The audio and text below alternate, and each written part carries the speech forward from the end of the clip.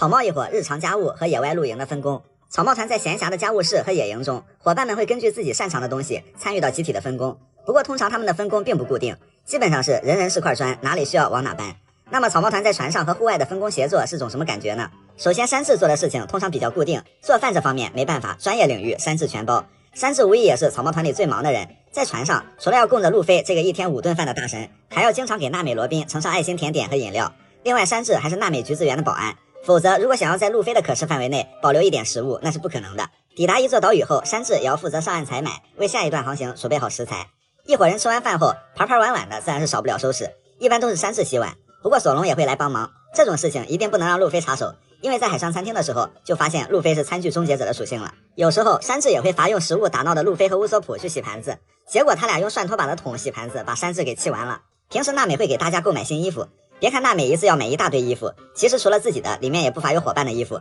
这方面也是娜美的专长。毕竟明明可以零元购，却非要一折买下。草帽团的女生们每天都洗衣服，而男生们会一周开一次洗衣服大会。可以看到，每到这个时候，路飞就是来打闹的。路飞的衣服基本都是娜美来洗的。谁洗衣服又多又快呢？想必罗宾的能力如果用到洗衣服上，那也是效率无敌了。在修船这方面，早期都是半路出家的乌索普兼任船匠工作，对梅利号修修补补。虽然并不是自己最擅长的方面，但也尽其所能让梅利号航行得更远了一些。后来弗兰奇加入后，神奇的是桑尼号上再也见不到一块补丁，这就叫专业。弗兰奇会检修船体的每一个部分，甚至小到草坪甲板上的秋千，非常细致了。在平时为桑尼号填装能源的时候，一般都是弗兰奇负责，不过娜美也干过填装能源的活，娜美在关键时刻还是非常靠谱的。甲板清扫这个活有点费功夫，所以基本上都是全体男生们都参与进来。风和日丽的一天，娜美在房间里专心绘制海图，山治则是指挥男生们进行甲板大扫除。欢乐三人组非常高兴，索隆靠在桅杆上为他们加油，一点干活的意思都没有。欢乐组对着索隆骂骂咧咧的抱怨道：“卑鄙的家伙，为什么你不用干活？”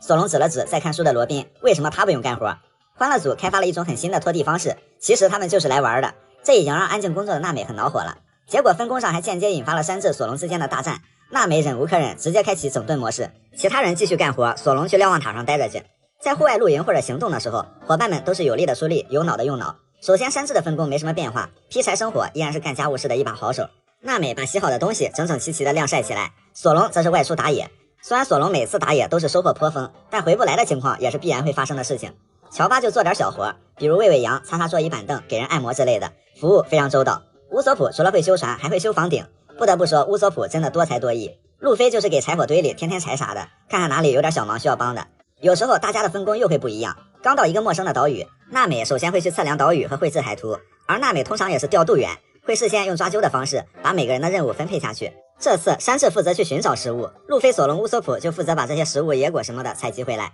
乔巴这次就轮到看家了，当然在看家期间，乔巴还会顺便研究自己的药物。那会儿罗宾刚上船，而且又机智的用各种方法通关了所有人，所以没人敢给罗宾安排什么任务。罗宾在船上基本都在悠闲的看书，甚至还很搞的用乔巴的烧杯来煮咖啡，把乔巴给吓坏了。不过罗宾还是有陪同乔巴外出打水，当时罗宾很想融入这伙人，也试探着想帮着干点什么，只不过半生不熟，也没人敢管罗宾，所以罗宾经常就是在一边安静的看书。最后采集小队的成果，路飞、乌索普一路上光玩了，山治色欲熏心，光围着娜美转了，也没干啥活，只有索隆实在，采集了满满一箩筐的果子，满载而归。在夜晚点燃篝火，大家聚在一起，开心的吃吃喝喝开宴会。有时候野营的时候，山治还会因地制宜做出野外特色餐烧食炖菜，这也是山治的绝活，可以用现有的食材即兴发挥出丰盛美味的食物。这一次由索隆和乔巴去采集食材，他们带回来了核桃、芦荟、香蕉、大蒜，还有老鼠和青蛙。娜美一听就受不了了，这一锅下去，光是听起来就难以下咽吧。不过山治却信心满满，这个阶段罗宾已经渐渐开始融入这伙人了，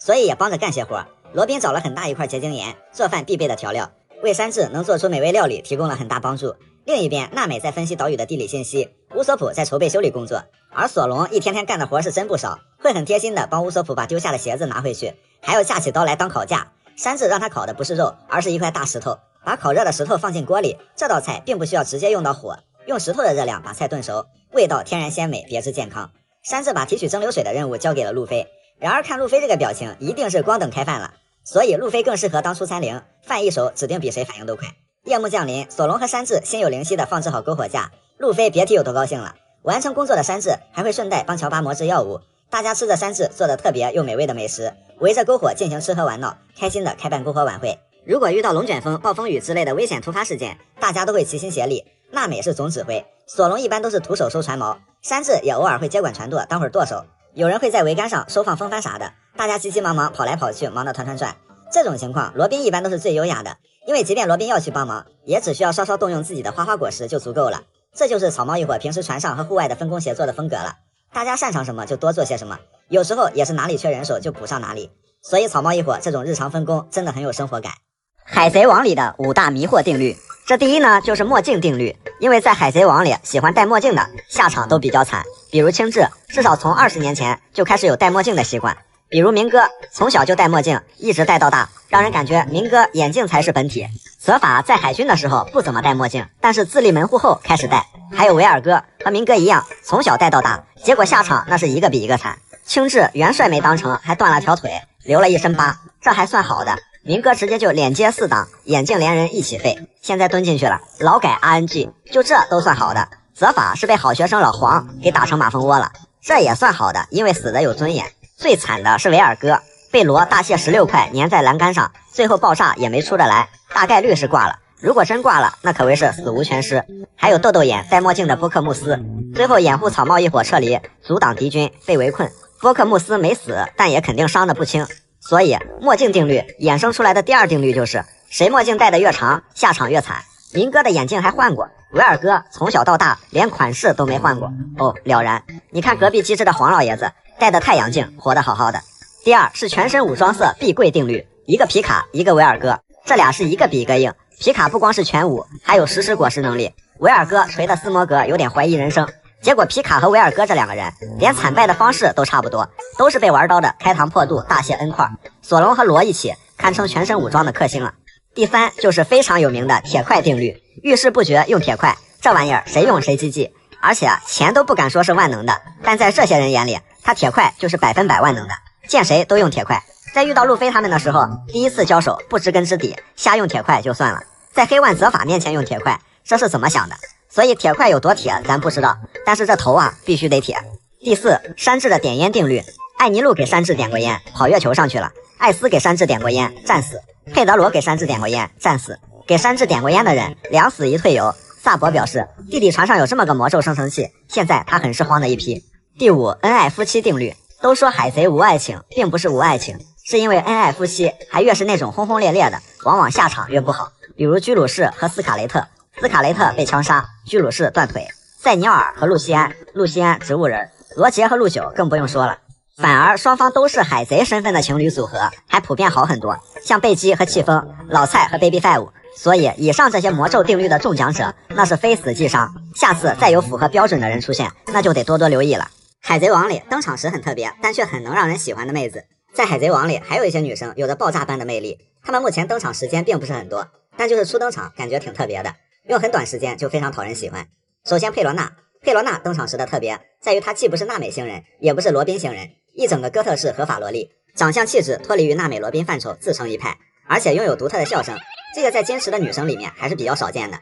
虽然她一开始属于草帽团的对立面，但却很难不让人喜欢，尤其是后来和索隆的一段缘分。这个时而撒娇时而沙雕的幽灵公主，也有口嫌体正直的温柔的一面。索隆和鹰眼也许是最难搞的一种人，但佩罗娜在他们身边过得却游刃有余。2年前佩罗娜是合法萝莉，2年后佩罗娜更偏御姐，但她更像是萝莉、御姐和搞笑女的混合体，就非常好玩。在蜂巢岛，佩罗娜因为来找莫利亚又出现了，和科比达成合作，帮助其越狱。感觉佩罗娜属于那种男女通吃的那种，所以希望佩罗娜能多多登场，不然会很可惜的。雷九和佩罗娜一样也相当特别，因为他居然能把非主流子打扮，穿出优雅端庄的感觉。雷九初登场的时候确实没感觉他是个好人，直到雷九抱着路飞就是一顿猛捉，让人目瞪口呆。我瞬间就有一种我也想中毒的感觉，再加上圈圈梅的天然亲切感，还有那种理性温和的气质，其实就这么一小段时间，这个姐姐就足以让人喜欢上她。之后雷九自然是展现了什么叫做理想型姐姐，稳重、优雅、强大、善解人意、叫声凄惨。当然其实我觉得最神奇的一点就是雷九非主流子发型加上圈圈梅的怪异组合，不仅没有一点违和感，反而让人一眼惊艳，这才是最神奇的。莫奈在冰火岛的时候就以鸟女的形象登场，把乌索普吓得不轻。莫奈虽然自愿被改造成了一个怪物，但实话说莫奈的底子真不差，海贼王美女中必然有一席之地，但在很多女生大扉页里从来就没有莫奈的身影。没错，其实不管在明哥阵营里还是剧情里，莫奈都像个工具人，美丽又可悲的那种感觉。但是莫奈依然义无反顾地为明哥去死，在反派阵营中是更加耀眼的。其实有个不太合适的真实感触，那就是莫奈死的时候真的很漂亮。薇薇，虽然草帽团在进入伟大航路后就遇到了薇薇，但那个时候真的堪称是薇薇的黑历史，不仅沙雕，还用出了非常羞耻的技能。但融入草帽团之后，薇薇的公主气质才越来越让人喜爱。一个是这艘船最快的航速就是治好娜美的病，第二个是在慈古岛不惜下跪祈求登岛求医，第三个是薇薇不希望草帽团在内的所有人在这个事件中有牺牲。虽然这一点不符合路飞的作风，但我觉得这也是薇薇的善良，因为薇薇真的就只是想让路飞他们送自己到这儿就是大恩大德了，不再奢求更多，真的就是打小就懂事的公主。然后就是女帝，女帝刚登场的时候那是无比高冷，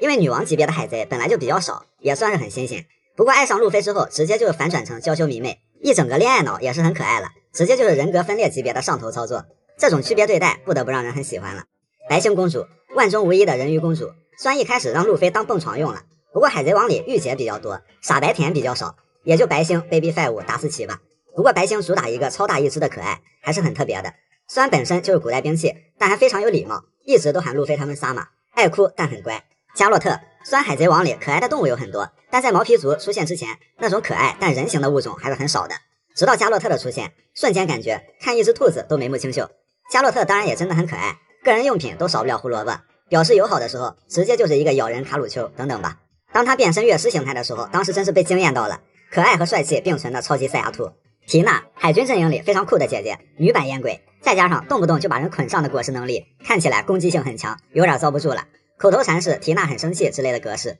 说到能和缇娜配对的，还有一个就是推进城里的小萨蒂，他一登场就给人一种指定有点什么节目的感觉。当然相比缇娜，小萨蒂确实更有节目一点。我感觉我并不是喜欢，我只是喜欢看这种打架的方式。高端局里那些狗都不吃的恶魔果实，曾几何时海贼王早期恶魔果实还是个稀罕玩意儿，但是随着版本的不断更新，越来越多的怪物打架，很多早期优越的能力越来越掉价，甚至成了狗都不吃。烧烧果实就堪称是版本祭品，因为现在火系能力可以说是烂大街的存在，就感觉不会玩点火都不好意思在新世界混了。而且现在单纯的玩火还不够，还得是蓝火，海贼分高等低等，火焰也分。当然烧烧果实也不是一无是处，起码还有个元素化，但是自从霸气成为版本之子，自然系的元素化本身也差不多被削成狗了。元素化在低端局里游刃有余，但在神仙打架的高端局，谁也不敢把自己的命交给元素化，至少得配合见闻色吧。而且如果说烧烧果实的攻击力无人能比，那还罢了，但反而那些其他火系能力的伤害还贼高，视觉上并不次于烧烧果实，所以也难怪现在只要谁一玩火，烧烧果实就狗都不吃了。毒毒果实，毒毒果实虽然确实也很强，但是有个很别致的副作用，麦哲伦作为毒人，连呼吸都有毒，以至于吃到嘴里的东西多多少少都会沾点狠活，每天必须10个小时在厕所里度过，再减去吃饭睡觉的时间，这么强的果实其实每天也就能保持几个小时的强大，不太划算。而且毒能力现在也不算稀有，像是雷九、奎因用的这些科技与狠活都可以替代，主要是不会拉肚子。在推进城里，麦哲伦虽然绝对压制路飞，但路飞还是扛着剧毒挣扎了许久。然而新世界的那只毒鱼想说，毒毒果实也就这，看我只用一块皮就差点把未来海贼王给带走了。夹克果实，这个果实真的有点子离谱了，能力者自己会变成一件夹克，而且变成夹克期间他还不能动，需要别人主动穿上它，他才能拥有那个人的实力。如果有强大的队友愿意穿它，那还好说，但问题是别人自己很强，能打高端局，那还穿它干啥呢？要说夹克果实可以把别人变成夹克，自己穿上继承其实力，那确实是个神级果实。但现在来看，这个果实甚至还不如吞吞果实。响雷果实，其实响雷果实并不能算狗都不吃的果实，毕竟响雷果实有艾尼路这个把果实能力开发到登峰造极的模板在。虽然雷电能力确实也越来越烂大街，不过响雷果实依然是极品果实的存在，只是对路飞来说属于狗都不吃的果实，因为路飞现在都能徒手抓雷电了，就显得艾尼路很呆而已。同理还有个透明果实，虽然卡普给科比挡了溪流的一刀，但是对于藤虎来说，藤虎想说哦隐身啊，还真是个棘手的能力，毕竟在藤虎眼里人均透明果实。不死鸟果实，马尔科的能力很帅，幻兽种高回复，确实是颗很好的果实。不过当看到吃了仰卧起坐果实的人越来越多，瞬间感觉不死鸟果实好像也不独一无二了。看皇表示什么不死鸟，我可是从鬼岛开始死到快结束都没死透的存在，仰卧起坐到别人怀疑人生。土皇表示什么不死鸟，马尔科打到一半就虚了，我可是从头到尾活蹦乱跳，基德、索隆、德雷克、CP0 谁也奈何不了我。整个鬼岛凯多在上面车轮战，阿普在下面车轮战。锦皇表示什么不死鸟，这就是我的被动。马尔科满血接了卡普一拳被夸上天，我残血头接4皇一棒毫无大碍，我说什么了？而且扛4皇的技能能用脸接的绝不用手，所以虚假的不死鸟马尔科，真正的不死鸟鬼岛上的各位皇。人人果实人形态，也就是乔巴的果实，别说这个果实，狗还真可以吃，因为这颗果实差不多就是为动物量身定做的。至于说人吃了有什么作用，尾田确实也给了一个比较惊喜的答案，那就是人吃了也许能更好的做个人。海贼王里那些令人迷惑的姿势，在海贼王里会发现有些人的习惯性姿势非常接地气，比如路飞经典的亚洲蹲，而比亚洲蹲更多见的是，很多人都有翘二郎腿的习惯，多到这都可以说是一种二郎腿文化了。很霸气的场面就是三大将在顶上战争登场的时候，赤犬和黄猿自然的就翘起了二郎腿，就因为显得不合群的青雉没翘二郎腿，所以赤犬心怀芥蒂，后来就断了他的腿。但是青雉真的不翘二郎腿吗？青雉明明也翘，腿没了知道翘了，显然青雉当时纯属就是看不惯赤犬。除了大将，其实很多人都有这个习惯，不管男的女的，老的少的，胖的瘦的，也包括草帽团众人，其姿势大概可以分为低调含蓄型和张扬嚣张型两种。要说谁最能翘二郎腿，倒还不是大将，而是罗的二郎腿才是翘得飞起，刚登场的时候在翘，躺着休息的时候也在翘，不得不说这样是很舒服，但时间长了腿容易麻。在回忆里，罗宾和罗两个人是比着翘，甚至吊在山治肩上的时候还在翘。那罗站着的时候总不能翘了吧？不，罗站着的时候也会战士二郎腿。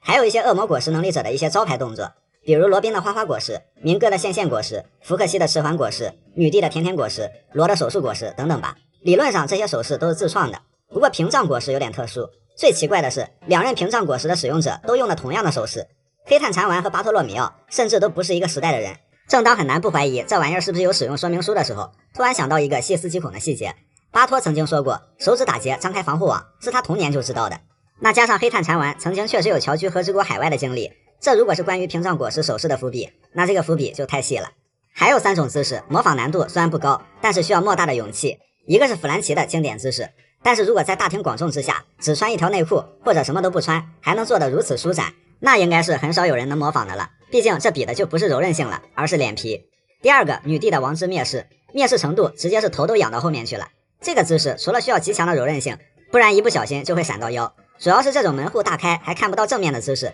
感觉会很没有安全感。第三个，明哥的走路姿势，这个六亲不认的走姿模仿出来也许不难，但是真要走在街上可能会挨打。还有一些姿势模仿难度很高，布鲁克45度倾斜，这个看起来应该没有那么难，实际上不借助工具的话，很难保持像布鲁克这么规则的三角形。虽然是很无厘头的姿势，但却能帮助布鲁克自娱自乐，缓解孤独。2年期间，他还尝试过把难度提高到40度，但好像失败了。路飞用脚鼓掌，用脚鼓掌倒是不难，但是路飞这招还有进阶版，在表达兴奋高兴的时候，路飞就会扶着什么东西小蹦起来，而且2只脚掌要合十连续蹦跶，这个好像真的挺难的。萨博的龙爪拳，食指和中指并拢，无名指和小拇指并拢，尽可能的张开空间，而且手指还要向下弯曲，模仿出龙爪的形状。做不出来这个姿势，刻意模仿的话，感觉手都要废了。维奥莱特的手势，他使用蹬蹬果实的手势，不得不说很反人类，2只手摆出类似 OK 的手势，然后还要将手翻转贴到眼睛上，除非拥有路飞那种可以随意翻转躯体的橡胶体质。索隆的3刀流奥义需要把刀给转起来，而这个牛顿看见也得默默躺回去的姿势，甚至难倒了真人剧，因为索隆是用手指转笔一样转刀的。看来索隆不光咬合力惊人，指力也了得，能做出近海之王和果实能力特效的真人剧，面对索隆的3刀流，直接用起了最简单粗暴的解决办法，上胶带。山治的踢击串烧，这个姿势首先需要一字马的功底，当然一字马通过训练可以获得，对山治来说更是基本功。但是串烧这个技能的发力很诡异，是战士一字马，然后还要在空中旋转，像转子一样向下攻击，同时稳稳落地后还保持王子的优雅，可以说是模仿不了一点。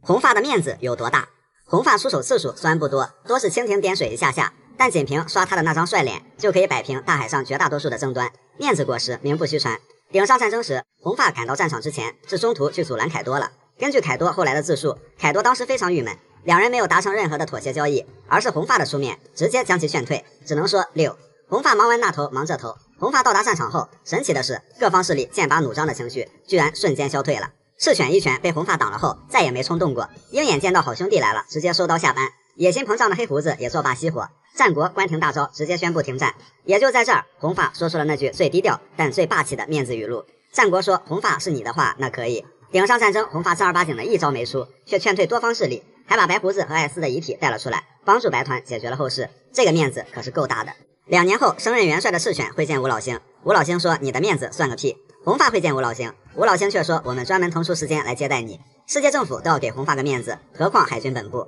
和之国绿牛甚至都没有见到那张世界上最有面子的脸，就被吓退了。Red 里面，海军想捡罗乌塔，红发一个震慑全场的霸王色，黄猿流汗，腾虎收刀，就看谁敢动手。海军只能草率收兵，说红发能一招秒人也没毛病，毕竟懒得出招，面子秒人一直是红发的绝活。看起来白胡子当时没给红发面子，其实呢也给了。红发会见白胡子的时候，刚开始白胡子对红发带来的西海的酒非常嫌弃，可是听到红发说这是我游遍世界喝过最美味的酒了，我家乡的酒尝尝吧。白胡子看到这一幕大口喝了起来，转而说哦还行。虽然双方的事儿谈崩了，但在面子上，如白胡子这样的人物终究也是给了红发一些面子。在剧场版里，红发的一个身世也被透露。据吴老星说，红发是一个显赫家族的后裔。好家伙，原来红发也是个实锤的根正苗红的富二代。当然了，这些都不重要，面子等于实力，因为红发够资格。没给红发面子的人，什么结局大家也都看到了。山贼王下肚了，晋海王垂废了，巴基被揍了个半死。红发的诅咒就是玄学，面子果实顶尖霸王色，看到这张脸就情不自禁的想给个面子了。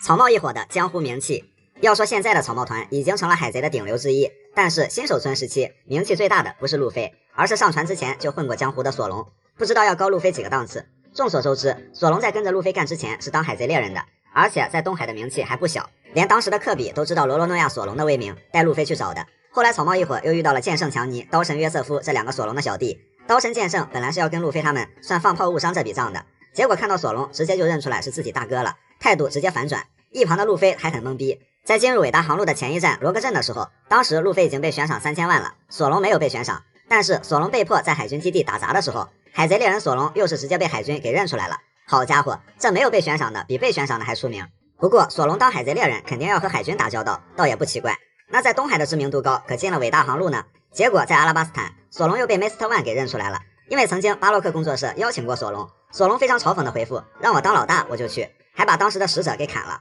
索隆在老沙这里也算个名人，后来索隆有了悬赏，名气越来越大就很正常了。不过在早期草帽一伙不出名的时候，提索隆大哥的名号那绝对好使。然后就是山治，山治这个名字一开始可能不带什么名气，但是前面如果加个文斯莫克，估计海贼世界几乎所有人都知道山治什么身份了。这一点在蛋糕岛之后的和之国就非常明显。比吉尔玛的实力更厉害的是他的 IP 影响力，比如德雷克、霍金斯还有罗，北海三迷弟都是海上战士索拉的漫迷，看到隐形黑都两眼冒光走不动道了。罗甚至直接就是原地沉迷了，设定情节啥的倒背如流的水平。后来就是对位奎因的时候，奎因跟加治以前是同事，见到山治干脆就一口一个加治的儿子叫，就给山治叠怒气 buff 吧。路飞的江湖名气，在路飞还只是个小有名气的海贼的时候，比他那点悬赏金更出名的是蒙奇蒂家族的身份。在水之都爆出身世后，连同吃同住的伙伴都觉得非常不可思议，原来大佬一直就在我身边。这个身份在其他大佬面前非常好用。战国看到草帽小子空降战场，脱口而出的却是吐槽卡普，这又是你的家人啊卡普。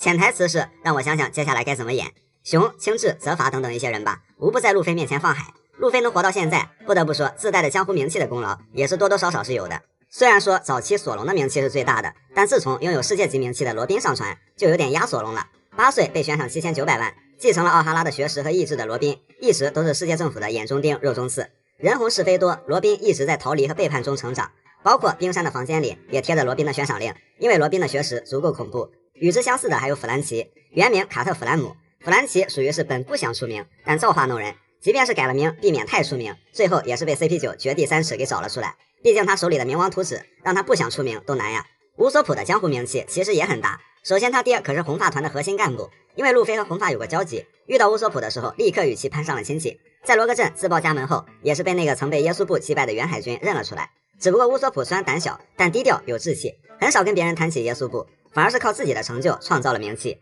德岛一战成名的5星乌索普，在明哥那里力压路飞、萨博、索隆等人，成了 God 乌索普。结果海军的悬赏令上也跟着写上了 God 乌索普。娜美的江湖名气，这个就有点特色了。娜美的性感通过写真悬赏令传播到四海。阿健说的征婚艳照货真价实，一路上不缺靠着娜美悬赏令来追求娜美的人。当然除了美貌，娜美还是有正儿八经的名气的，那就是她的航海才能，曾经被阿龙和金狮子看中。盛平老大的江湖名气就更不用多说了，上船之前他就当过太阳海贼团船长和七武海，早早成名。最明显的就是盛平的摇鱼实力，越狱推进城摇来了一群鲸鲨小弟，蛋糕岛太阳团的兄弟给草帽团断后，白胡子海贼团那也是很多年的交情了。布鲁克的名气也是世界级的，因为在别人2年修炼的时候，布鲁克开了2年的世界巡回演唱会，收获了广大歌迷，有自己的海报、自己的应援团。结果2年后重聚的时候，布鲁克成了草帽团里的顶流了。当然布鲁克最屌的一句话还是罗杰以前好像是有这么一个新人。最后就是乔巴，爱吃棉花糖的宠物1000倍利。以上呢就是草帽一伙每个人的江湖名气，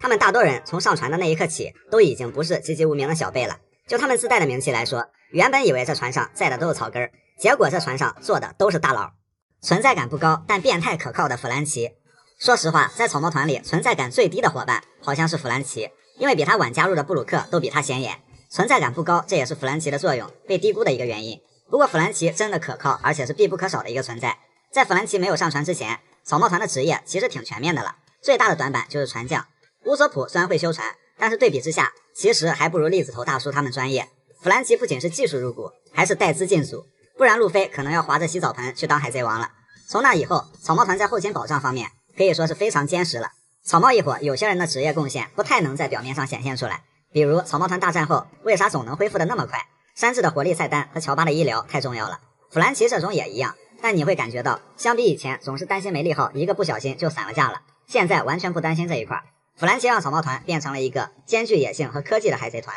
而且别看弗兰奇平时不太正经，可一旦涉及到船，弗兰奇会尽职尽责。草帽团到达香波地群岛，弗兰奇难道不想跟伙伴们一起去玩吗？但他还是留下来和乌索普一起为战斗过后的桑尼号补充能源。2年后也是第一个回到桑尼号这边。对船的保养检查这方面，弗兰奇也非常上心。有时候弗兰奇存在感不高，可能他那会儿都在桑尼号上干活呢吧。在水之都前，路飞说想要个船匠。水之都开篇其实不缺比弗兰奇更有魅力的船匠。浪漫之月的卡库玩了一手操绳术的巴里，但慢慢的会发现弗兰奇好像更符合路飞的一贯标准，感性沙雕讲义气，还是个大变态，反正就是多少有点不正常。除了本职工作外，弗兰奇在战斗中也很可靠，交给他的任务他不比别人完成的差，在其他人的掩护下及时赶到罗宾身前为罗宾挡子弹，很帅的。弗兰奇会不惜使用任何变态的手段完成任务，比如说强吻得到女厂长，他也会用硬汉的方式尊重自己认可的对手，和塞纽尔用男人的方式一决胜负。他也会及时出现拯救伙伴于危难时刻，面对四皇大妈也丝毫不慌，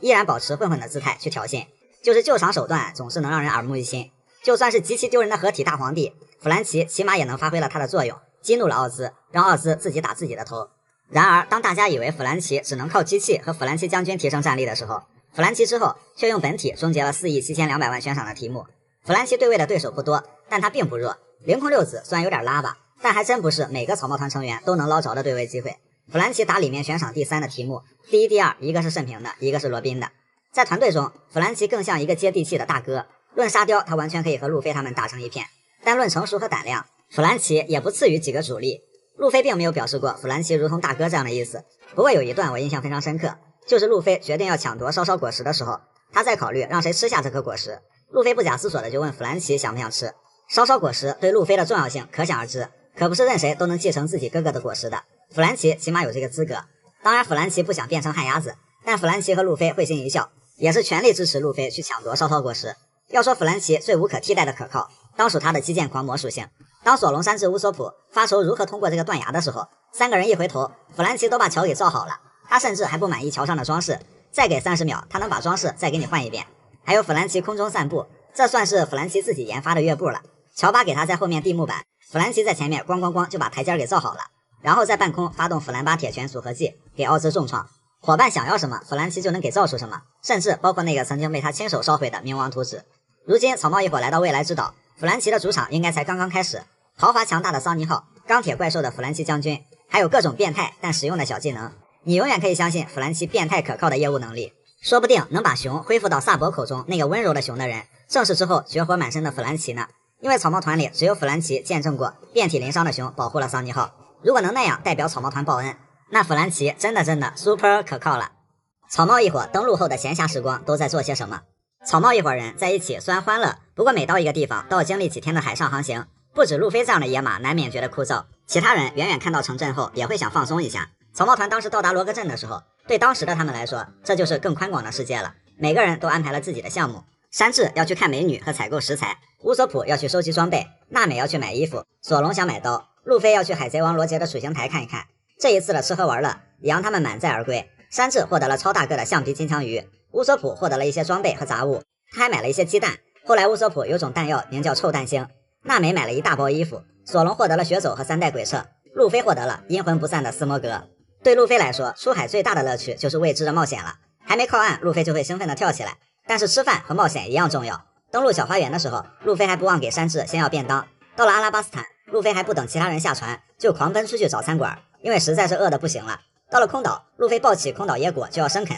结果比铁还硬。到达水之都的时候，还有香波地群岛的时候，期间路飞除了玩，一样没有忘了吃鲜嫩的水肉，路飞一口气买了10个。在香波地，路飞买了一大堆鲜贝和巧克力，玩的也是满脸笑颜，非常尽兴。2年后的路飞一样没变，渔人岛上来一顿吃，庞克哈萨德上来一顿吃，德雷斯罗萨上来一顿吃，万国上来一顿吃，鬼岛上来一顿吃，蛋尖岛上来一顿吃，吃饱了才有力气打架嘛，这是路飞登岛后必不可少的固定项目。然后山治真的就是居家好男人的类型了，山治空闲的时候大多都是去采购物品和食材。哦对，还有搭讪美女。在阿拉巴斯坦，山治和乔巴负责去采购，微微需要一些乔装的服饰，娜美想要香水，山治欣然答应，索隆想要吃的和酒，乌索普想要辣椒水，山治酸嘴上说才不管他们呢，但还是把大家想要的东西都买回来了。在空岛，山治还用热贝做了一席空蒸海味满腹全餐。在水之都，当时船上只留下了水火不容的索隆、山治，这种空间自然维持不了多久。山治很快也下船去采购一些食材去了。2年后回归香波地群岛，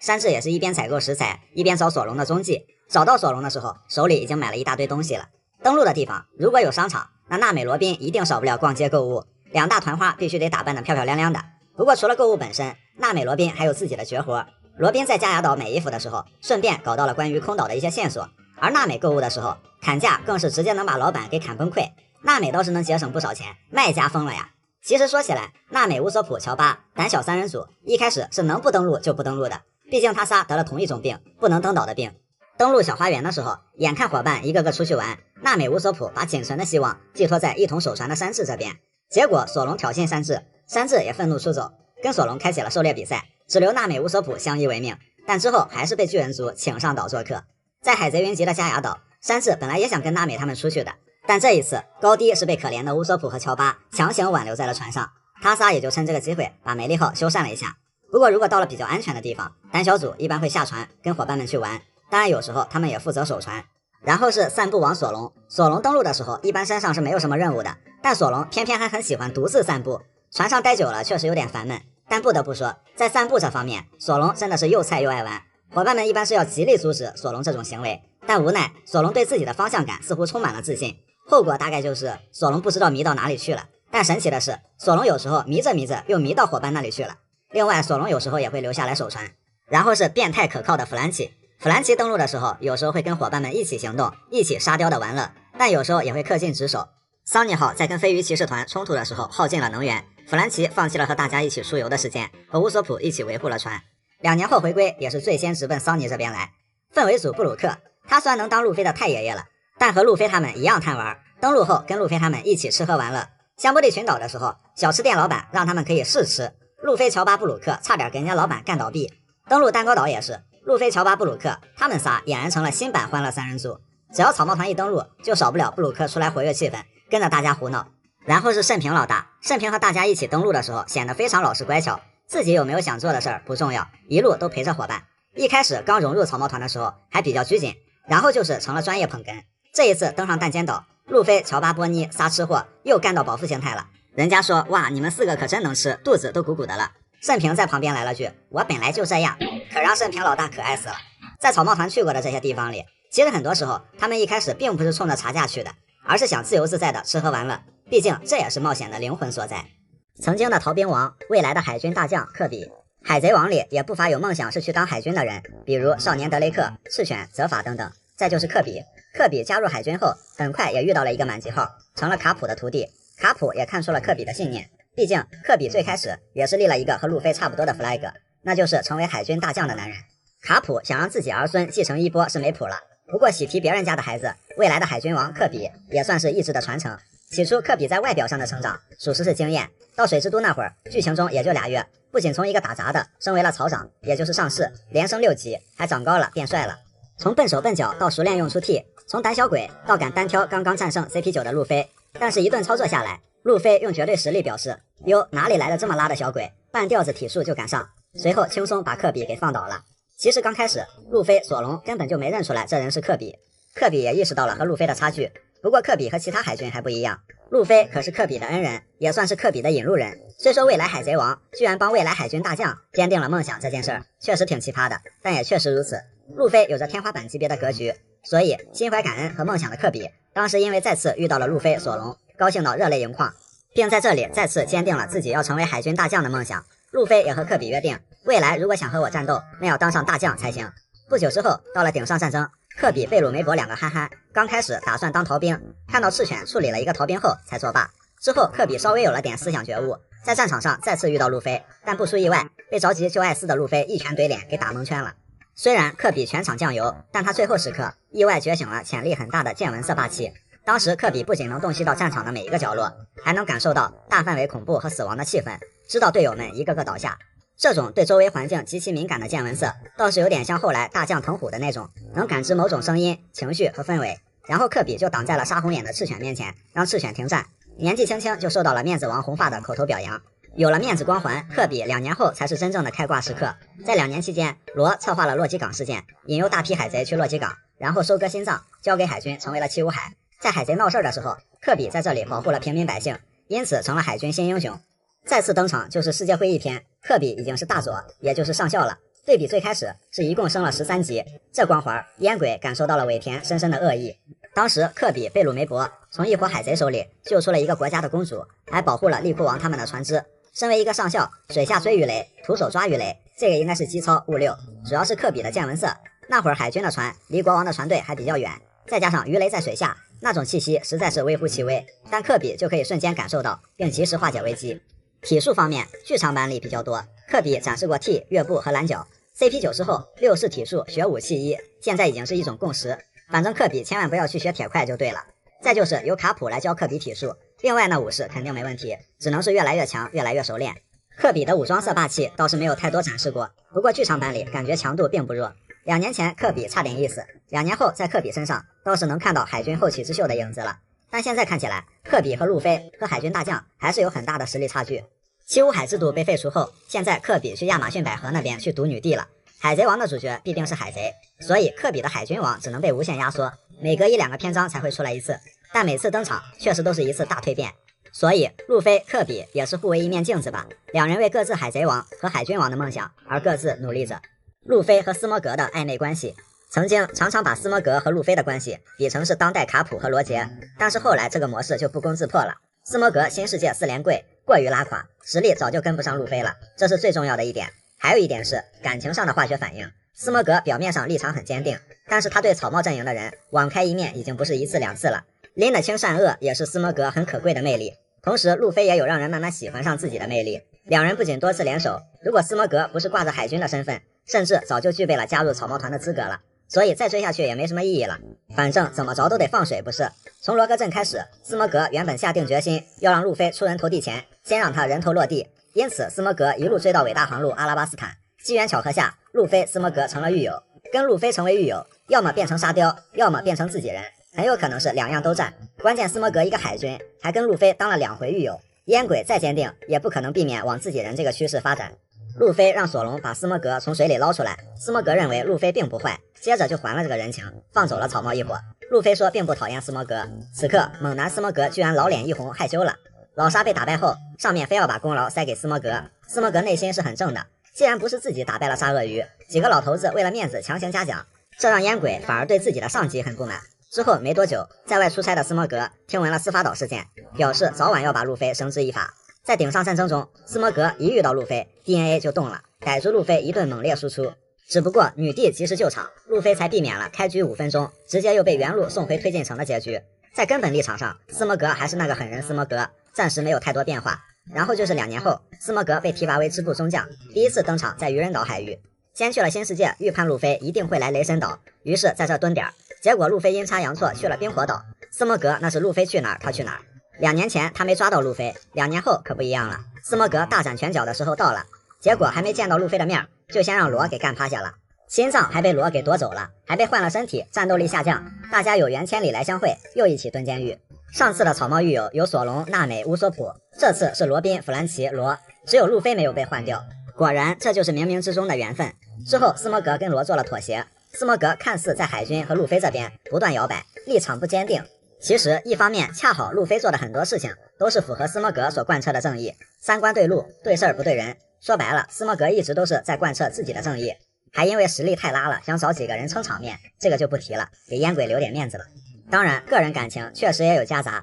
从阿拉巴斯坦结束，斯摩格得知路飞他们从缇娜眼皮子底下溜了，斯摩格语气里带着一丝高兴那一次，斯摩格多少对路飞有些好感。管他和谁合作呢，反正斯摩格他自己内心秉承的正义没有变味就对了。所以这一配合不要紧，整个 G5 海军居然跟着一伙海贼调查黑幕解救人质，甚至出现了山治指挥着一批海军解救人质突围的奇葩场面。后面斯摩格故意用烟雾果实能力正面挨打，只为从维尔哥那里偷回罗的心脏。当然烟鬼本来就打不过伟哥，这是事实，还不如发挥最后一点剩余价值，最后也成功帮助罗打败伟哥。战斗胜利后，海贼和 G5 海军一起开宴会的场面，那真是其乐融融，伙计们都忍不住说喜欢上了这帮海贼。斯摩格只是低头不语，很无奈。其实烟鬼想说，我他妈早就喜欢上他们了。达斯奇带着孩子们返乡，草帽一伙离开后，斯摩格遇到了正在气头上的明哥。凯撒被抓走，莫奈、伟哥两个嫡系干部折在这里了。明哥不活扒了路飞和罗的皮，真是难解心头之恨。斯摩格无辜的成为了出气筒，是因为斯摩格死活也没说出草帽一伙的去向。烟鬼这人是真的能处。之后斯摩格连酱油角色都谈不上了，已经掉线很久了，偶尔剧场版里出来风光一下，表面上说你们是海贼，我要逮捕你们，结果跟海贼革命军一起联手对抗大 boss 的时候，海军里他是上去的比谁都快，也是没谁了。海军里分鸽派和鹰派，鸽派还不如叫亲草帽派，毕竟卡普、青雉、藤虎、斯摩格的 G5 等等，他们是只对草帽团鸽，而斯摩格和路飞的合作履历也足以成为亲草帽派里资历最丰富多彩的一个了。路飞除了 One Piece 还对什么超级感兴趣？要成为海贼王的男人是路飞刻在骨子里的自我介绍。不过还有几样东西他同样觉得重要，至少找到 One Piece 不是唯一重要的东西。第一，独角仙。路飞对独角仙的痴迷程度足以让他两眼放光。乔巴曾经问过路飞，独角仙和 One Piece 相比，哪个更死高一点？路飞一时间居然难以决断，可见独角仙在路飞心目中的地位，以至于那天晚上一帮人去抓指南鸟，路飞和乔巴就只顾抓独角仙了。后来人猿军团在路飞他们上空岛这件事情上帮了大忙，路飞要把抓到的独角仙送给他们。看来对路飞来说，这个世界上还有比独角仙更珍贵的东西和情谊。当然后来路飞也不忘干出想抓一只独角仙来做伙伴这种事情。第二，铜像。路飞是个手办爱好者，他有一个梦想，买一尊巨大的铜像，然后放在船头，这会让他觉得很帅气。从空岛上下来，草帽一伙有了钱，山治想买带锁冰箱、厨具和捕鼠器，索隆想买酒，乌索普想买大炮，乔巴想买书。路飞的许愿风格和其他人截然不同，他要买个巨大铜像，而且从空岛上下来到水之都，路飞一直嚷嚷着要买铜像。不过路飞的这个愿望永远是排在维修梅利号之后的，在路飞心目中，梅利号比钱和他的愿望更重要。但是路飞对雕像这件事儿还真不是3分钟热度。2年后，路飞在德雷斯罗萨看到居鲁士的那尊雕像，顿时心生向往，想把居鲁士的雕像搬走，被工作人员明令禁止。第三，甲胄和武器。有趣的是，路飞平时打架多是轻装上阵，赤手空拳，尤其是那莽劲儿上来了，脑门子上附上武装色，跟谁都能比比谁的天灵盖更硬。然而路飞却对铠甲武器这样对他没多大卵用的东西无比痴迷，只是单纯觉得佩戴后会很帅，仅此而已。在德岛竞技场，身上杂七杂八穿了一大堆，最后还超重了。和之国手拿2代鬼彻，刀鞘一扔，却拳脚相向。2代鬼彻那是用了个寂寞，不过在恐怖3维帆船那一次，被塞了100个人影子的梦魇路飞，一刀重创奥兹，路飞的剑豪梦算是早已实现了。第四，爆炸头和披风。爆炸头可以唤起男人内心的野性，是强大，是冠军的象征，这是乌索普传达给路飞的意志。从此路飞就对爆炸头有了迷之崇拜。另外，披风在路飞心中是英雄的象征，最早可能源自因崇拜红发香克斯而萌生的情感。披风在路飞心中伟大到什么程度，说就算狒狒穿上披风也是英雄，并把这个思想传达给了乔巴，于是后来就有了假面英雄乔巴。第五，机器人或者一切能变换形态的东西，比如山治的战斗服，尤其是2年后的弗兰奇，路飞、乌索普、乔巴看到他也是两眼放光，有那么一刻感觉弗兰奇已经不是他们的伙伴了，而是他们的大玩具。这种情况自从弗兰奇将军登场才有所好转，因为他们看到了更为震撼的变形金刚，甚至目睹了合体变形的全过程。娜美一脸冷漠和不解地看着这几个疯子。没错，这就是男生们的浪漫。第六，很多奇怪刺激的事物。路飞在这方面有着用不完的兴趣和好奇，对一些奇奇怪怪的生物，路飞总想拉人家当伙伴。路飞找伙伴的门槛说低不低，说高不高，主要是得足够奇怪。还有就是对一些奇怪的岛屿，比如空岛、冰火岛，都是路飞觉得特别神奇，二话不说就要去的地方。把守株待兔的斯摩格给晃了一下子，斯摩格无奈这小子还真是不按套路出牌啊。第七，开宴会和吃肉。路飞并不是没有机会实现买铜像的愿望，只是他在水之都拿走的那1亿贝利是去庆祝战斗胜利了，请全城的人胡吃海喝，开了一场盛大的宴会。吃肉和开宴会是路飞根本戒不掉的事情，对路飞来说，没有什么烦恼是一顿肉和一场宴会解决不了的，并不是因为肉和宴会比他已经失去的那些东西更重要，而是能让他擦干眼泪继续前行。第8，音乐家。众所周知，音乐家是路飞提到过的职业里提及次数最多的一个。路飞对音乐家的向往和追求程度，就感觉如果路飞没找到音乐家，最后就算当上了海贼王，对路飞来说，这段冒险都是不完整的。好在路飞遇到了布鲁克，不早不晚，所以在路飞这里，他可以对任何事物感兴趣，他享受在路上的过程。路飞的世界里 ，One Piece 可不是唯一的精神支柱。被一块橡胶给整崩溃的神艾尼路。艾尼路是路飞打过的 BOSS 里最特殊的一个，他既不属于海军、海贼这些阵营，也没有赏金，也不屑于联网，就自己在那玩单机，主要是果实能力还离谱的强。他局域网 ID 就叫做神，直到有一伙人闯进了他的局域网。在这之前呢，艾尼路就有一个闪闪发光的梦想。艾尼路出生于一个叫秘鲁卡的空岛，早年间就听闻了关于无限大地的传说，那里的人认为无限大地是神的归属之地。然后艾尼路就坚定了梦想，是要回归无限大地的男人。这跟路飞要找到 One Piece 成为海贼王，山治要找到奥布陆的梦想差不多。有梦想是好事儿，但是呢，艾尼路那种唯我独尊的性格，不知道何时形成的。可能一开始他就认为自己就应该是神，也可能是有了响雷果实能力的艾尼路获得了神一般的力量。不管是哪一种，他对自己的定位开始逐渐魔怔，得了深度的中二病，毁灭了自己的故乡，抢夺了山地亚人赖以生存的地方，挤走了原来的神甘福尔，奴役甘福尔的手下给自己造方舟。这些人大多是天使岛居民的家属，天使岛上的人是不敢怒也不敢言，谁敢说他一句坏话，那就得接受遭雷劈的神之制裁。艾尼路拥有最具破坏力之一的自然系响雷果实能力，还有心网，也就是见闻色霸气，两者结合就等于地图基本全亮的上帝视角。关键艾尼路还说，他的能力覆盖空岛还绰绰有余，这能力就算放到现在也是最强见闻色之一。要不说天使岛的人为啥怕他，科尼斯还只能偷偷把特快虾叫来，赶紧把索隆他们快递到祭坛。这也不能怪他，艾尼路确实是神一般的存在。艾尼路在这里统治了6年，不管是山地亚战士时常组团跟神官们干一下子，还是路飞他们误打误撞非法入境，一开始局势都在艾尼路的掌控之中。山治、乌索普、罗宾、索隆接连被秒，瓦帕用排击背击倒艾尼路，可没想到艾尼路又把自己的心脏给激活了。同样会给自己做手术的明哥和罗直呼内行，直到遇到自己的天敌橡胶路飞，原本桀骜不驯高高在上的艾尼路硬是被路飞给整出来表情包来了。艾尼路的响雷果实大部分作用都废了，自己的心网后来也被路飞发现了漏洞，但是艾尼路也不是没有办法，用雷野金造出来的金疙瘩把路飞的手给套住了，并打下方舟。第一局艾尼路胜。艾尼路要是单纯的去无限大地也没人拦他，但是艾尼路魔怔也魔怔在这儿，临走前还要毁灭空岛，觉得自己是神，这些人就得服从自己的安排。作为神，他给那些人带来恐惧也是他的一大爽点。他说天上能有啥那只能有啥，剩下的统统给他下去吧。完了还要带走黄金钟，也没啥目的，就是觉得好看金贵，只有自己神的身份才配得上这稀世珍宝。这下山迪亚人和路飞不干了，说什么也得把艾尼路给捅下来。但不得不说，艾尼路的果实能力开发的是真的强，雷营随随便便就可以毁灭一座岛，包括用果实能力给自己的见闻色加 buff， 用雷野金改造变换武器，还能产生高温，能把能力作为源源不断的能源。尾田曾经在 SBS 里说过，艾尼路如果下到青海，赏金有5亿，这明显是低估了。就艾尼路当神都当魔怔了的属性，当七武海大将给人打工这样的活，他肯定不干，这辈子都不可能打工。唯有2种结果，要么制霸一方赏金特别高，要么推进城里住单间。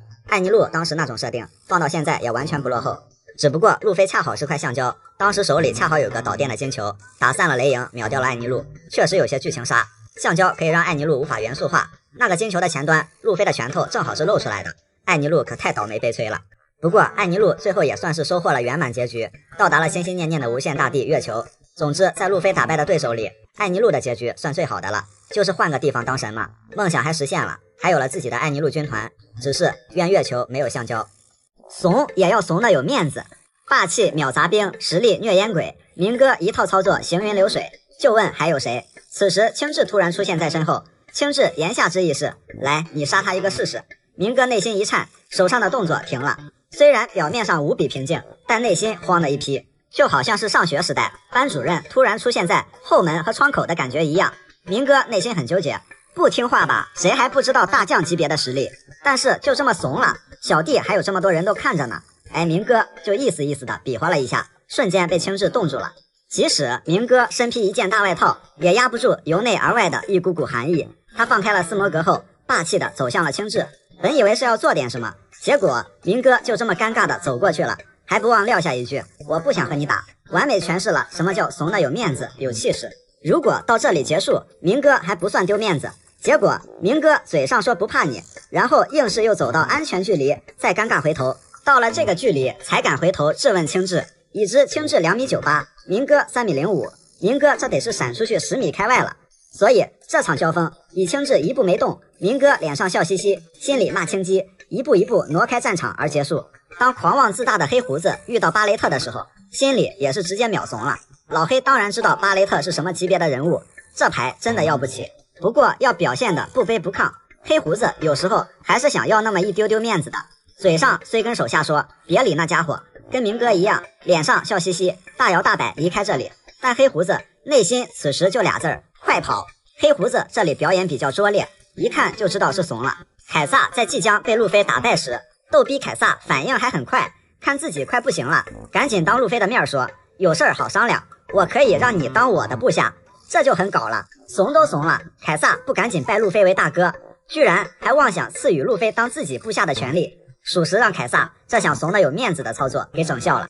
不许动黄猿，这句经典台词是出自舞台喜剧《桅杆上的贝克曼》。桅杆上的贝克曼是著名表演大师黄猿所编排的。贝克曼是比肩四皇红发的人物，虽说黄猿双手举起确实有表演成分，但多少也有点怂。真的跟贝克曼乃至红发团交上手，肯定不是什么好事儿。当然，以黄猿的表演功底，他把那种轻松、戏谑、嘲讽和调侃表现到了极致。那一瞬间恍惚之余，还真的很难认定老黄到底是真怂还是假怂。就说怂的有面子、有气势这个操作，黄猿版本的怂显然比明哥和黑胡子、凯撒更高端。海贼王里好巧不巧的那些事儿，曾经在巴基面前，路飞例行自我介绍说要当海贼王的时候，巴基就无情嘲讽说：笑死个人了，就凭你也想当海贼王，那我岂不是成神了吗？然而后来推进城到顶上战争，巴基一路神操作，一战封神，被冠以巴基大神的名号，他真的成神了。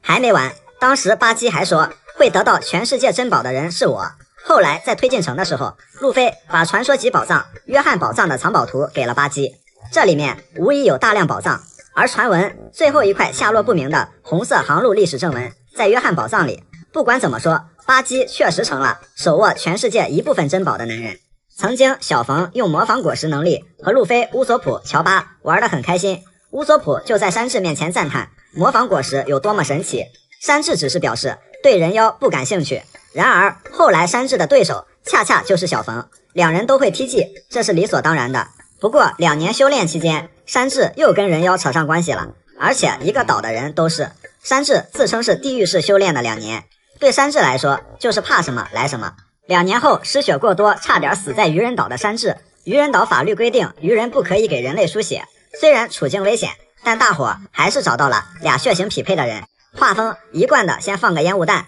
结果是俩人妖，这下好了。山治最开始只是说对人妖没兴趣，如今山治身上已经流淌着人妖的血了。曾经基德跟路飞说过一句新世界再会吧，当时的情绪更多的是雄心壮志和未来可期，后来就成了年少无知、网瘾可治了。路飞如约到来，路飞、基德双双在凯多的戒网瘾中心再会了。2年前的约定犹在耳畔，两人面面相觑，把此时的尴尬转化为愤怒，把愤怒转化为对凯多的恨。艾斯在阿拉巴斯坦跟路飞说过，下次见面是在海贼的最高峰。艾斯的本意当然是两人都成为顶级海贼的时候，然而这却是一语成谶。两人下次见面确实是在一个高峰，顶上战争也译为巅峰之战，英雄元帅3大将，七武海、海上皇帝、海军主力和各方海贼齐聚，也可谓是所说的高峰了。这种说巧不巧或者戏言成真的事情，在乌索普身上发生的最多。最有代表的，因为在路飞第一次悬赏令上露出了自己的一个后脑勺，吹牛自己的形象会遍布全世界，会迷倒很多人，然后在德雷斯罗萨这句话真实现了。先是明哥个人自费悬赏5亿抓神乌索普，后面世界政府赏2亿，官方坐实神乌索普头衔，名声大噪，收获数千部下，完美实现了当初吹的牛批。而最开始的那个时候，乌索普还安慰不服气的山治，别灰心，你的相貌迟早也会登出来的。结果登是登出来了，更能让小伙伴震惊一整年的是，这张画出来的抽象版山治居然还确有其人。海贼王里那些奇奇怪怪的坑，海贼王剧情已经走过大半，留下的坑有填上的，也有还没填上的，其中也不乏有特别奇怪的坑。第一，老沙以前是不是女的，或者说小伊万手里关于老沙的把柄到底是个啥？老沙在顶上战争的表现可以说是把海贼海军两边的大佬都得罪了一个遍。就老沙这个狼面性格，居然被小一万一句“我有你的一个秘密”给吓得直接气质上就怂了。小一万荷尔蒙果实，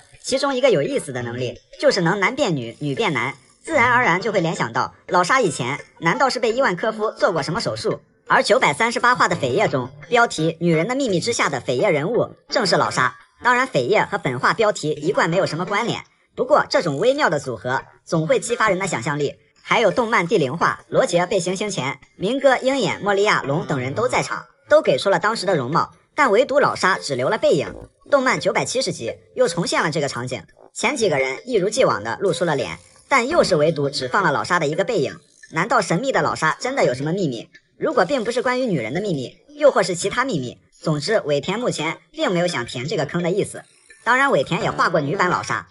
看起来还挺不错。第二，索隆的眼睛到底是怎么瞎的？2年修炼归来，索隆莫名其妙的少了一只眼睛。剧情过了这么久，别说能不能开眼了，就连眼睛上的疤痕怎么来的也还只是个谜。可能尾田只是觉得索隆这么个造型更像狼灭了吧，所以就衍生出了这么一个梗。鹰眼告诉索隆，闭上一只眼就会少一半的敌人，然后门外的藤虎听见了，就会发现这俩人加起来4把刀，但只能凑出来一只眼睛。第三，红发的胳膊，这个现在看来可以说是开局最大的坑了。一个会霸王色的红发，居然会被后来让新手村路飞一拳秒了的近海王给咬掉了一只胳膊。据说这也不是尾田的本意，当初海贼王预期是个中短篇，所以编辑觉得开篇这样搞更有看点，确实是挺感人的。但海贼王大火，后面为了填这个坑，尾田真没办法了，干脆就让红发跟白胡子说他把这只手臂堵在了新时代，因为有强行填坑的意思，所以又衍生出了一些梗，比如卡尔也把自己的一个腰子堵在了新时代。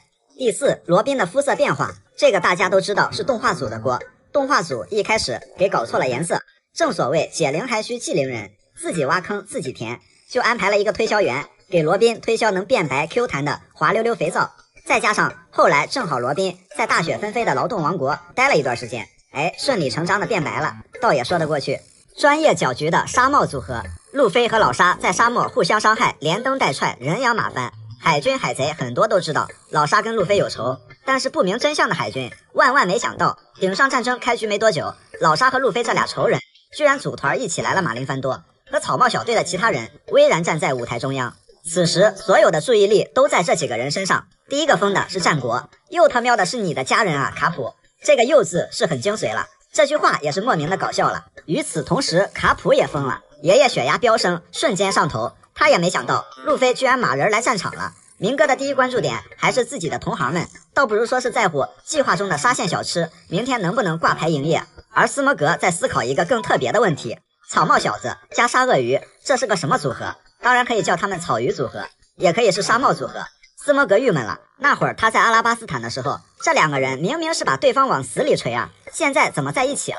而全场最忙的两个人也就是路飞和老沙了，这俩人虽然之前各费了大半条命互相伤害，但是在这里却莫名的有一种默契。战国中途2次对艾斯下令行刑，一次被老沙突如其来的沙刀终止，一次被路飞突如其来的霸王色终止，所以沙帽组合堪称是战场上最强搅屎棍。路飞一路往前跑，被老黄往回踢了好几次，爬起来再跑，几个小时几乎没停歇，每个阶段都会有人来他身边为他护航。有人护航也就算了，卡普光天化日空技能，黄猿这招属实无语。战国还专门变了个身给路飞做 SPA， 果然白胡子让队长们全力掩护路飞上处刑台，这个策略是多么明智之举，换别人在卡普这里就先跪了。老沙搅和战局那就更专业了，别的不要，就仗着5-5开，开局就想找白胡子单挑，与四皇为敌，然后在战国面前耍沙刀，与海军为敌，勾引明哥，耍的明哥全场几乎没干啥正经事儿，继续和七武海为敌。老沙很生气，后果很严重，后面干脆直接和白团队长们站在一起，和赤犬为敌。老沙还真是全场打野干可，而且完全没有规律可言，永远不知道老沙下一个要怼谁。这一切其实都只是因为老沙心情不太好。海贼王里那些小迷弟们的骚操作，除了像巴托洛米奥这种造了一艘融入了草帽团元素的海贼船，还有像乌索普的小迷弟雷欧以及东塔塔小人族。后来他们把自己的船取名为乌索兰渡号，并且船头的装潢是乌索普扭转德岛战局的惊世表情包。当时雷欧代表小人族战后加入了草帽团的麾下，做了5号船船长。不过他们的精神领袖正是带领他们下晕砂糖的乌索普大神。而乌索兰度号也体现了他们对巫神的崇高敬意。一起把乌索普看作救世主的，还有6号船船长巨人海尔丁。海尔丁和他的巨兵海贼团本来是属于巴基的巴基速递派遣公司的，而且是很重要的组成部分。因为乌索普的个人魅力，最后加入了草帽麾下。巴基大神这是被乌索普大神稀里糊涂的挖了墙角啊！当巴基大神得知了这个消息时，也是极度懵逼啊！这意味着蒸蒸日上的公司要面临业绩下滑，这也可以看作是乌索普大神和巴基大神的间接 PK。巫神一战封神，收获众多迷弟，造成的连锁反应居然还波及到了其他领域。然后是索隆的小迷弟刀神约瑟夫和剑圣强尼，他俩是索隆当海贼猎人时期结识的好哥们儿。当时索隆先手抢了他们价值500万的目标，了解情况后呢，索隆就把这个悬赏饭送给了两人，只要了一顿饭钱而已。当时约瑟夫强尼还是俩洗剪吹，哥仨在一起怎么看怎么像个红黄绿灯组合。后因为索隆出手相助救了他们，之后便以索隆大哥称呼索隆。这俩小迷弟干过最牛批的事情就是海上餐厅那会儿，当鹰眼嘲讽索隆的时候，两人拔出刀来就想上去砍了鹰眼，因此就有了幸得路飞及时阻拦，不然鹰眼可能也得像香克斯一样丢点什么东西在东海了那个梗。虽然是个玩笑，但是约瑟夫强尼这个操作是很讲义气的，别管对方是谁，侮辱我们大哥那就跟他们干。不得不说呀，前有约瑟夫强尼砍鹰眼的狠脾气，后有巴托洛米奥烧红发的海贼旗，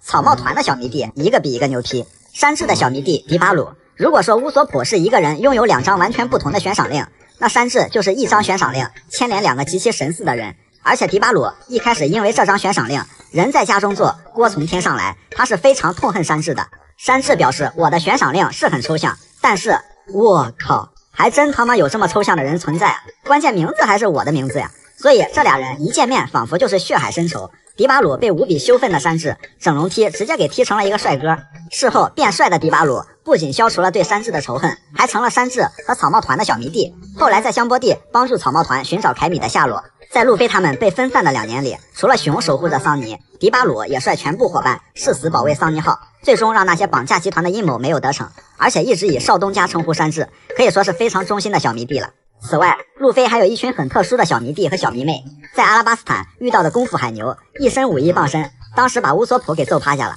后来被路飞制服，就集体成了路飞的徒弟。功夫海牛因为顶上战争后，从报纸上看到了师傅路飞的消息，因而模仿路飞，在胸前画了个叉叉8，而且这海牛老大还会武装色霸气，功夫不俗，手下还有海兽海贼团，一群小可爱勇闯新世界，可以说是非常可爱励志了。路飞是个人上人，路飞当年划着一艘小船出海，兜里没有钱，身边没有人，船上只有一个桶。原本以为路飞只是一个无依无靠的小海贼，原来是一个各种后台傍身的人上人。能多次把罗杰追到绝境的海军英雄卡普是他爷爷，被世界政府忌惮地称之为世界最凶恶罪犯的革命军老大龙是他爹，四皇红发是他的引路人，海贼王的右腕冥王雷利是他师傅。光是这几个人就囊括了海贼、海军、革命军3大势力的塔尖人物。2年前有哥哥艾斯出手相助，2年后有哥哥萨博保驾护航，可谓江湖不是打打杀杀，江湖那是人情世故。小机灵鬼凯撒和路飞对决的时候，本来吧反派就死于话多，然后凯撒这货还牛皮哄哄的在路飞面前跟路飞比背景拼后台。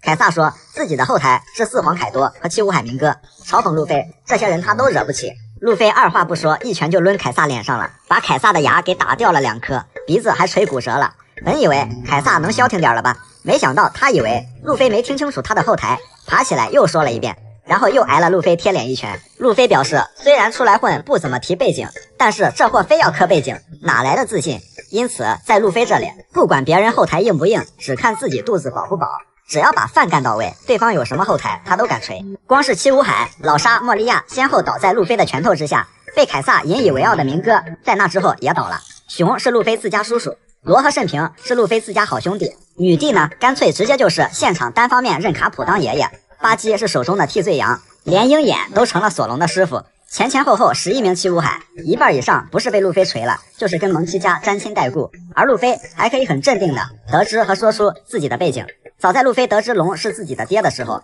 在场的所有人皆是目瞪口呆，唯独路飞只觉得原来自己还有个爹哦。小伊万还想用老大龙的名字吓一吓路飞，没想到少主就在眼前啊！路飞那让人意想不到的背景，加上稀松平常的语气，着实是把小伊万给吓傻了。而且在路飞这里，对方是不是四皇，有没有这个头衔都一样，从白胡子那儿就敢当面出言不逊，但是获得了白胡子的赏识，何况还是自家哥哥的老爹。跟新报道的四皇黑胡子结仇已久，后来又惹了四皇大妈和凯多，新世界四皇惹了仨，剩下一个还是自己的引路人，最后自己还当上了五皇。之所以赤犬每年都孤独的吃年夜饭，因为海上势力中不是路飞的手下败将，就是突然的沾亲带故，如果都不是，那就揍飞他，千万不要跟路飞比背景，世界乱不乱，路飞一家说了算，走到哪儿都能跟人说你配吗？配几把的三哥。三哥曾经是在老沙手下的打工人，挂着巴洛克工作社高级特工的身份，实际上还是精通了一手开锁、配钥匙、造盔甲等傲人手艺的手艺人。他这个蜡烛果实能力，除了能做五花八门的盔甲和手办，在第一次和路飞他们交手时，逼得索隆差点自断双腿。要不是绝境大神乌索普以三哥为首的干部团，就能把草帽一伙团灭在小花园。三哥有着这种果实能力，可谓是集攻击、防御、辅助、控制为一体的全能男人。在推进城的时候，三哥、路飞一伙人患难与共，为了阻挡浑身是毒的麦哲伦，三哥为路飞量身打造了一身蜡烛盔甲。正好路飞对什么铠甲、机器人或者能变形的这些炫酷玩意儿极度感兴趣，瞬间激发了其斗志。虽然还是远远不能打垮麦哲伦，最起码敢实实在在碰到他了，拖延一些时间的目的还是达到了。不过他这个也有天然的弱点，一怕火，二怕热，三怕老麦的秘制小毒药。普通的毒还没事儿，就怕那个腐蚀性极强的毒汁巨冰，但理论上也不是不能解决。本来三哥的蜡烛就能有非常硬的硬度，如果能跟卡尔一样附上武装色，就可以尽可能适应各种环境。三哥的能力多多少少有卡尔或者佩罗斯佩罗的影子，但是要怪就怪三哥出场太早，后期好好开发开发，人上人暂且不论，起码也是精英级别的打工人。三哥吃了出场早的亏，但是老沙出品必属精品，可不是闹着玩的。手艺人三哥一坨蜡烛跳开半个推进城，这事儿属实能吹一辈子。家里蹲的金狮子当场哭晕在厕所，这功劳还稀里糊涂算在巴基大神身上了。三哥很不情愿，不过在推进城确实也一手捧起了冉冉升起的大神巴基。所以别看三哥平时怂里怂气的，真的遇到什么事儿也是能充当绝境之王的男人。谁也没想到完成解救艾斯最后一步的人，居然是浑水摸鱼上来的三哥，依旧是发挥了他那开锁王的技能，在千钧一发之际复刻出钥匙扔给了路飞，打开了艾斯的海楼石。别说下面的海军了，就属刑台上站了老半天的战国都懵逼了。马尔科来闹事被轰走了，老沙来闹事被轰走了，好不容易站到最后1分钟，就最后1分钟，艾斯高低让人家给捞走了。战国表示我他妈心态崩了呀。三哥不能算多厉害，有时候还贪生怕死，但是关键的时候还是很重情重义的，帅不过3秒，可也有着绝境之王的潜质。以上的事迹可以吹一辈子，以至于如果用自己的手艺谋生，可以理直气壮堂堂正正的跟人说你也配吗？配几把？上得了厅堂，下得了厨房，进得了洞房，混得进澡堂。2年后的山治因为战力问题，基本上每个篇章都要被翻来覆去的黑一遍，然后不知从何而起被贴上了他还只是个厨子啊这种寒酸标签。厨子这个船上无法替代的职位呢，沦为搪塞战力的理由，不是吧？山治的战斗力还不至于这样吧？而且厨子对一个团队的重要性，尤其是对路飞的重要性，前往托特兰的途中就可以看到。简单推理一下，山治没了，路飞就得丧失理智吃乔巴，路飞一吃乔巴，索隆就得来怼路飞，索隆路飞开始互怼，娜美就得来把这俩人锤废，路飞倒了，慎平就得躺下给路飞输血，索隆倒了就没人给娜美罗宾挡刀，分分钟被切。没了娜美慎平，万里阳光号就难逃险境，弗兰奇被活捉。没了娜美罗宾，布鲁克没了精神食粮，战斗力锐减，布鲁克被活捉。坦克法师辅助刺客全跪，后排射手乌索普就得被切。虽然是一本正经的胡扯，其实想说的就是每个伙伴都是不可替代的，把山治厨师这个身份和战斗力混为一谈就不太好了。毕竟路飞也说我就要吃你山治做的饭，还有没有你山治我就成不了海贼王。来自船长的5星好评，山治的手艺和脚艺都是不可或缺的。当然古猎王这个称号是由来已久，要说山治也是够惨的，先是身体被娜美用废了，事先被凯撒揍了个半死，又因为换回身体后，娜美发现自己原本身上的衣服被换掉了，随后山治被娜美一拳放倒，拖着重伤的身体跟伟哥对踢，只是因为骨裂的感觉稍微浮现了一下就被黑惨了。就算那不是见闻色遇见的，在海贼世界里牛奶都能补牙长骨头，骨裂压根就不算啥事儿吧，何况这后续还能活蹦乱跳的继续跟伟哥对踢，乐呵呵的跑步前进。其实山治的命运相比于其他人本就更逗逼坎坷，尤其是2年前被拍到卡马巴卡，路飞索隆身边各有一个货真价实的 lady， 修行苦一点也能接受，而山治却经受了身体和精神上的双重饱和打击。好在乐步外加战斗服，速度外加见闻色，2腿一蹬就上天，和太阳一起肩并肩。山治战斗力一直不低，他的能力更偏向于智谋和武力的综合体现。阿拉巴斯坦冒充梅斯特王子救出路飞他们，司法岛打败 CP 难的加布拉，之前在和之国又放倒了德雷克，司法岛一战后很有先见之明的控制了正义之门，让海军直接懵逼，造成了连环追围惨案，从而成功阻隔了追兵。2年后也是不断为伙伴们提供最快速的支援，输赢很正常，有些人打不过就是打不过。而慎平加入后，路飞才真正有了一皇3将的阵容配置，慎平、索隆、山治分别对应海陆空，所以山治的作用从生活方面到战力方面其实都是相当重要的存在。